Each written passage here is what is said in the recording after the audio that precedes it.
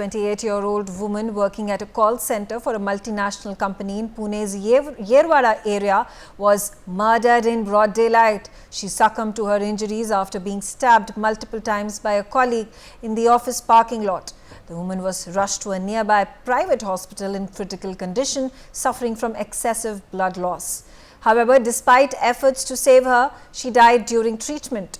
The accused, identified as Krishna, confronted the woman as she was leaving for home around 6:30 p.m. that fateful evening. As per officials, a dispute between the two had taken place earlier in the day. The tragic incident was reportedly the result of a financial dispute.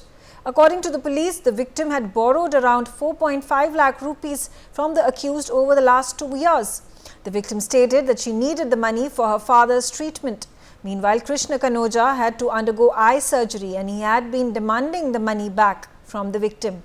The CCTV footage from the scene shows Kanoja calmly brandishing a cleaver as about 24 bystanders watch on.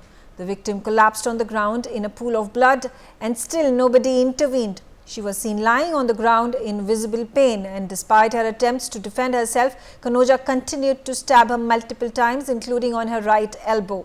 This eventually resulted in her death. This is a horrific incident that has taken place in Pune in Maharashtra. I'm going to open up this discussion. Joining me on the telecast is ACP Dhanraj Vanjari, who is a former police officer. ACP Vanjari, such a horrific incident that has taken place, sending shockwaves across the country, and particularly in the way this actually panned out. There were people who were standing nearby. These were eyewitnesses. They were recording a video of this horrific crime taking place in front of their eyes, but nobody did anything.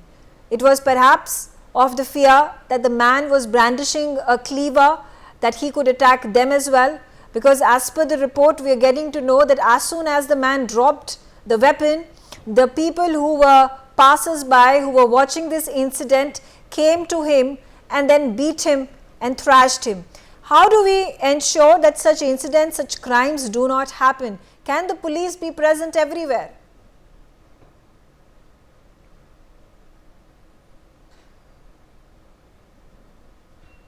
The concept of paternity in our constitution, this incident no doubt is very brutal, very horrible incident, but as horrible as the people watching thereby are busy taking the videos and not trying to protect the victim girl. If they would have protected, there are more than 35, 36 people in the vicinity. If they would have shouted at peak of their voice, they would have rushed to a person, at least few stab injuries, if they would have perhaps stopped, she might would have survived. So incident horrible because of the psychopath accused. He is a psychopath, and I am sure in police investigation, there would be his psychological profiling, which under new BNS law would be appreciated in the court as an expert evidence. And there are so many circumstantial evidence and witnesses around. No doubt this psychopath would be convicted. But you are after all convicting and imprisoning a psychopath, not a common normal man. What was the possibility? Here we see, there has been a history of financial dispute that has been reported, that this woman had been time and again seeking loans, borrowing money from this man to the tune of some 4.5 lakh rupees. And she was refusing to return the money. She was, buying time, saying that her father was ill and she needed the money for his medical treatment. And then this man found out after doing thorough investigation and finding out the father was absolutely fine. He was not suffering from any disease. He was not being admitted to the hospital. It is then, I'm assuming, he lost his temper and in a fit of rage, this crime has been committed. In a heat of passion, he has committed crime. Well, that is understood. But if he feels that the girl has taken the money and not returned, and the illness of father is what it was just a pretense, so he would have lodged police complaint or would have taken some other courses to recover the money if at all he is interested in taking money. The Yeah, reason but must also be let's understand, when you file a police complaint and you're just an ordinary citizen, you're not a lawyer or a journalist or somebody, some high official or a bureaucrat, the case lingers on for years together. You do not know when the money is going to be returned. He required the money for a certain purpose. I think he had to do some eye treatment over there. He wanted that money back. So, there are a lot of factors to be kept into account over here when you're sort of scrutinizing this and analyzing this. I have with me Advocate Naveen Chomal. You want to make a point?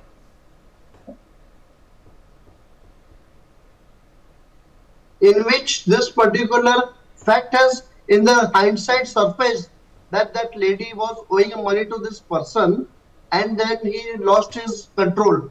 But in any condition, he ought not to have taken the law into his own hands. Yes. Because today we are living in a society where often women are victim of attack by men for various reasons, love jihad or what you say, love story, even if we don't say love jihad, regular love story, or even molestation or what you say, stalking. So in that case, basically, it was the duty of all the onlookers to immediately rush. So today we don't have laws which today we don't have the procedure where police conduct, say what you say, certain camps or what you say programs to educate the youth. But I think in our syllabus, right from childhood in the community or moral science, the children or men and women both should be taught that if any person is attacking a weak person, it is the collective duty of all people to rush to the help of the victim. And the method also should be taught. So see, everybody's life is very precious. So I may also be afraid that this man is holding a cleaver in his hand, so he may attack me also. Why should I risk my life? But there are, in this case, multiple people around. So we all could have rushed together and saved that lady. Okay. As Vanjalisa very rightly said, even if that lady could have been saved from fatal 4-5 blows, maybe she could have survived with some minor injuries. So very rightly pointed out by Vanjali sir. So that's why what I through this esteemed channel want to convey to the government and the police to start what you say implementing within people that it is your duty to protect the innocent people on the road wherever you are there, and no action will be taken against you. Okay. Police will not arrest you even if you intervene in the matter. Yeah, I think these are important points made. Taira, as in coming to you now, what is unfortunate over here is painful to watch, and that video has been recorded, and we see a lot of people who are gathered over here, and very pointedly the point has been raised.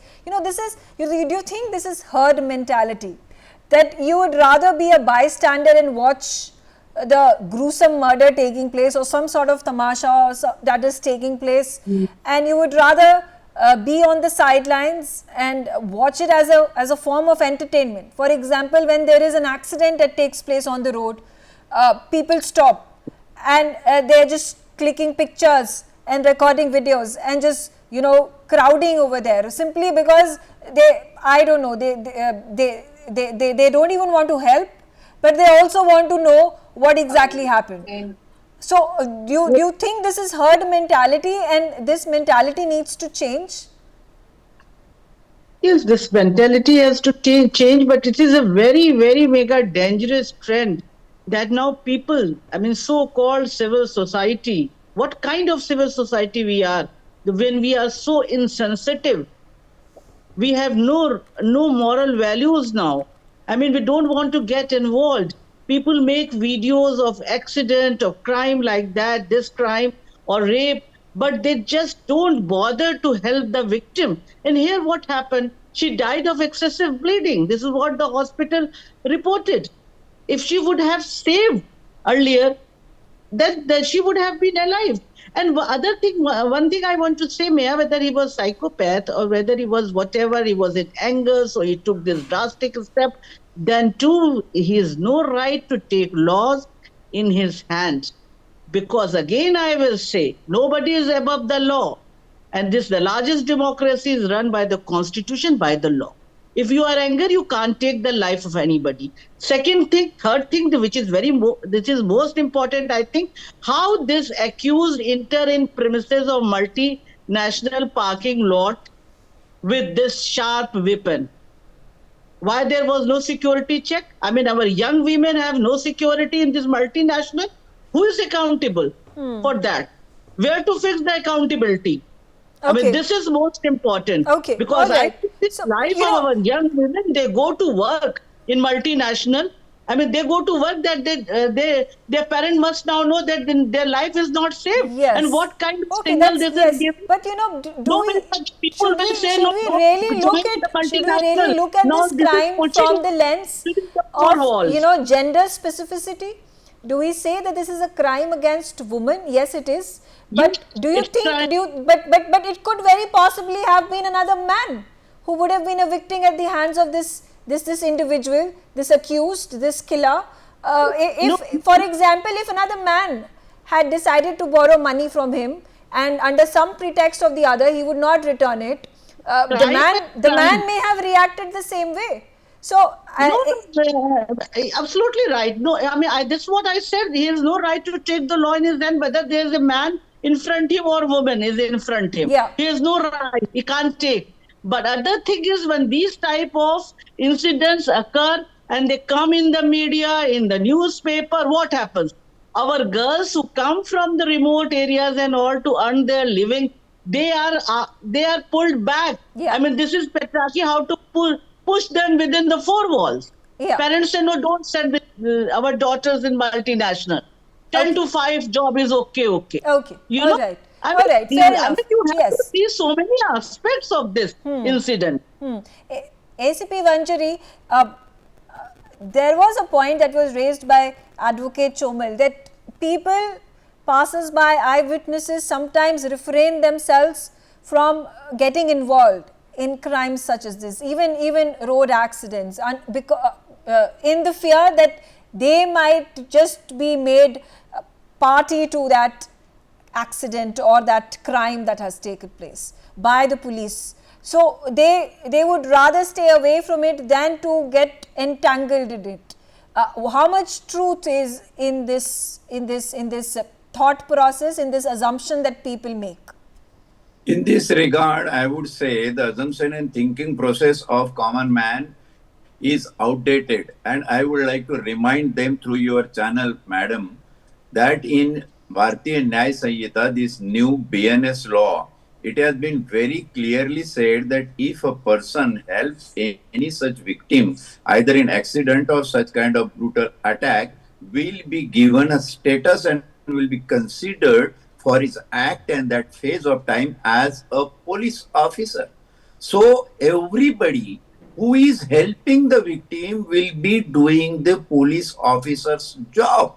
It is that clear. The consensus of the people, the timidity should wash out. That is the intention of our legislation. I think Naveen is there on the channel. He can be with my thinking. Yes, this is the crux of the issue. And people need to be educated. You are not supposed to just be a spectator and be a photographer. You can save a life. And in Constitution, it is said that paternity, bandhuta, is our essence of preamble. You don't consider any human as your brother. You don't consider any woman who is being brutally murdered in daylight might be your sister. Where the human consciousness has gone? Why we are not behaving like normal human? Well, the assault who made the accused is a psychopath. But are you all right? I would put this question through your channel to the entire spectator crowd. Are you also psychologically defected people? Okay. Why you are not helping? Okay, all right. Now, Advocate Chomal, and another point was raised, and I would like to understand from you here. When a person is helpless, in a case such as this individual who was trying to get back his money, and there was no means for him to persuade this woman to return the 4.5 lakh rupees that he had lended to her. She had borrowed from him. And again, you know, the bureaucracy, the time consumption of him actually going to the police station, filing a report, police taking action. It's unfortunately a long drawn process, a tedious one where you have to keep going to the police station, and like I said, until and unless you have some sort of an influence, it becomes difficult for you to persuade the police to take action in a case such as this. Do you think this is a systemic problem in our country? Yes, Meghaji, I definitely agree with you. Just a short while back also, you had been raising this point. In our country, the recovery of money for at least a genuine person who's claiming it bona fide money, or who's a victim of cheating, it becomes a uphill task for that person to recover the money. If he goes to civil courts, you have to forget, it may take decades. But even if you go to police stations, of course, police are acting reasonably faster. They book that person in a cheating case, and often in the preliminary inquiry only the cheaters, they pay up the money sometimes. So our police force is reasonably active. But your point is well taken. This government should basically promote and run the courses within the police force also to be sensitive towards the demands of the bona fide people. There should be fear of law. So if any person is accused of cheating and any person goes to the police station with a complaint, once the police calls and there is a fear of action, then the person should be under that much of fear of the police that he should pay up and get away from the crime.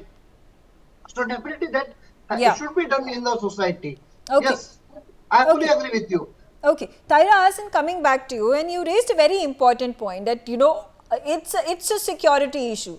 How was this man allowed to enter into the premises of this multinational BPO that was running, and he had a cleaver in his bag, and it was not detected by the sensors? There was no checks that were in place when an employee or a staff member is being allowed to make entry into the premises.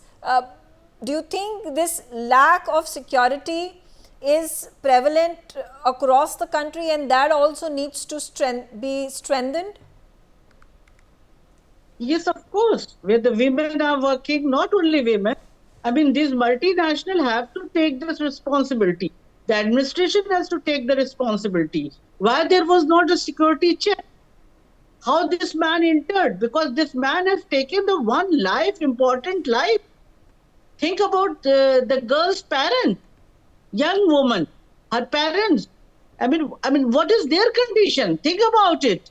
I mean, the women go out and work, and we say encourage them. Send the women to in schools, girls to schools. Their education is very important. We talk a lot, women empowerment, women Asmita and everything. But what is happening?